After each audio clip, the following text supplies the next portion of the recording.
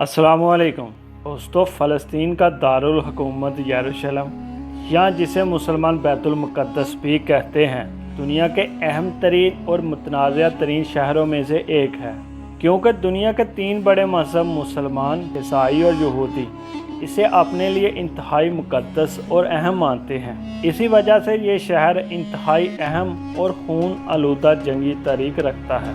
दोस्तों, इन तीनों मज़हब के पैरोकारों ने इस शहर पर काफ़ी वक्त तक हुकूमत की है। इस शहर में इन तीनों मज़हब के लोगों के अहम मजहबी प्लेसेस हैं। इसी वजह से इन तीनों मज़हब के लोग इस शहर पर अपने अपने दावे करते हैं। आज की इस वीडियो में हम यरूशलेम या जिसे बैतुल मुक़द्दस भी कहते हैं की हिस्ट्री के बारे में और तीनों मज़हब के लोगों के अपने अपने दावे क्या हैं के बारे में बात करेंगे।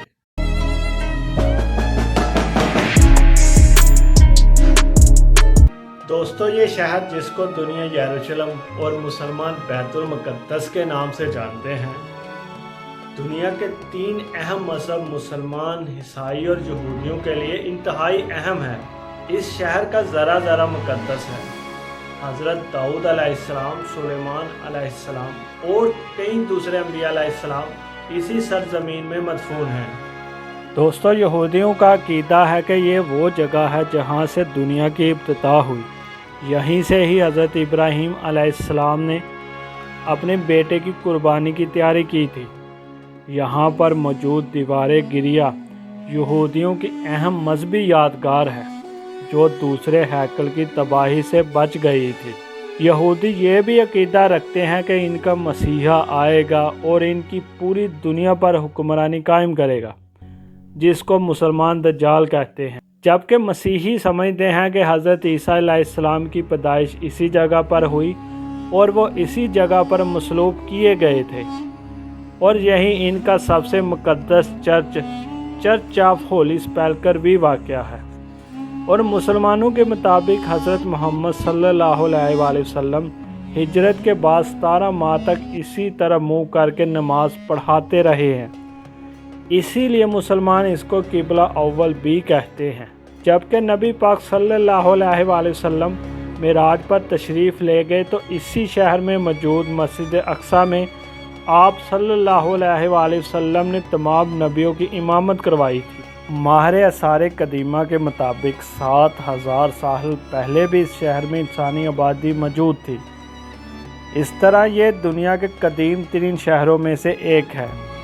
1000 क़ब्ल मसीह जब तालूत के बाद हज़रत दाऊद अलैहिस्सलाम बनी इसराइल के बादशाह बने तो इन्होंने इस शहर को फतह करके इसे अपनी सल्तनत का दारुल हुकूमत बनाया था और इस शहर की तमीर नौ की थी, और यहाँ एक महल या हैकल की तमीर का आगाज़ किया गया, जहाँ ताबूत सकीना को महफूज किया जा सके।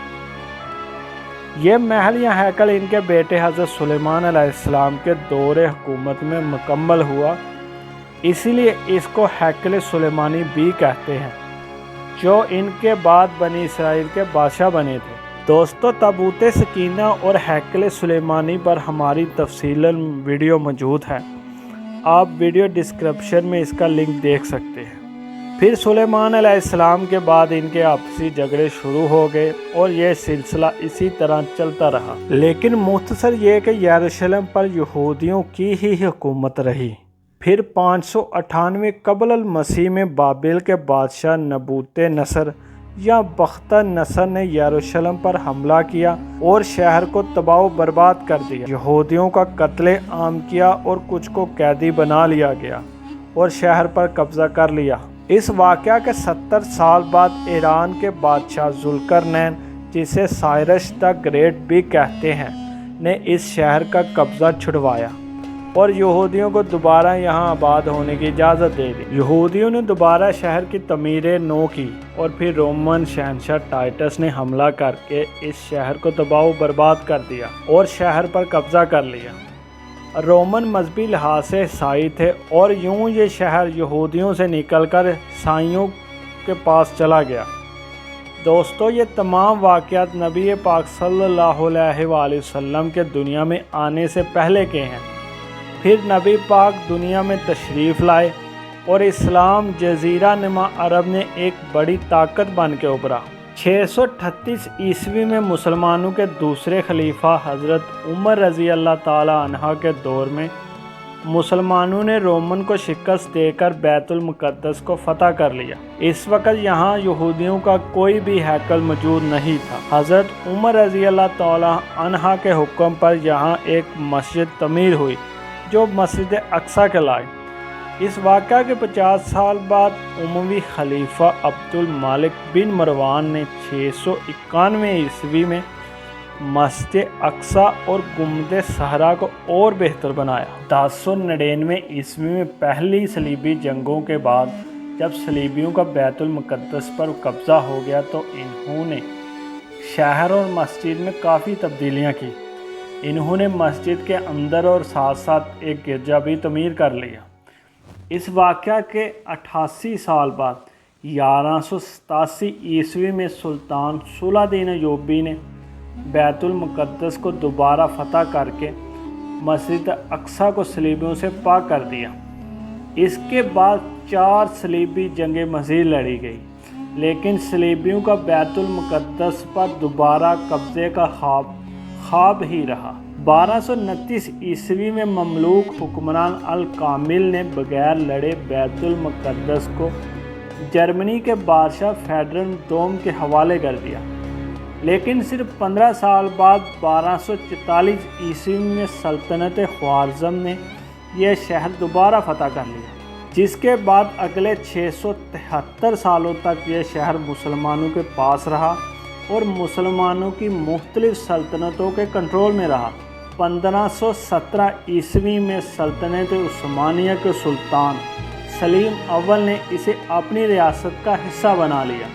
1517 سے 1917 تک یہ شہر عثمانی سلطنت کا حصہ رہا۔ 1917 میں سلطنت عثمانیہ کافی کمزور ہو گئی تھی۔ 11 دسمبر 1917 کو برطانوی جنرل ایلن بی نے کمزور عثمانیوں کو شکست دے کر اس شہر پر قبضہ کر لیا۔ برطانیہ کے اس شہر پر قبضے کے بعد ان کے رحم اور کرم سے ایک ناجائز ریاست کی راہ ہموار ہوئی جس کو اسرائیل کہا جاتا ہے، جس کا تفصیلی ذکر ہم آنے والی ویڈیو میں کریں گے۔